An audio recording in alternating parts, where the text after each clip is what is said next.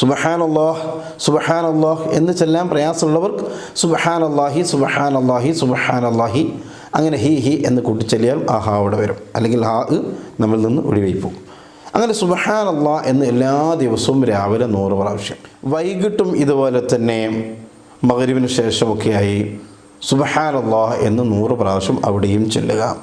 അപ്പോൾ രാവിലെയും ഒരു 100 പ്രാവശ്യം, വൈകിട്ടും ഒരു 100 പ്രാവശ്യം സുബ്ഹാനല്ലാഹ് എന്ന് നിത്യമായി ചൊല്ലുന്ന ഒരു സ്വഭാവക്കാരനാണ് നമ്മളെങ്കിൽ, നിത്യമായി നാം ചൊല്ലുകയാണെങ്കിൽ അല്ലാഹു സുബ്ഹാനഹു വ തആല 100 ഹജ്ജ് ചെയ്തതിന് കിട്ടുന്ന പ്രതിഫലം പോലത്തെ പ്രതിഫലം, 100 ഹജ്ജിൻ്റെ പ്രതിഫലം എത്രയാണോ ആ ഒരു പ്രതിഫലം അല്ലാഹു തആല നമുക്ക് നൽകും.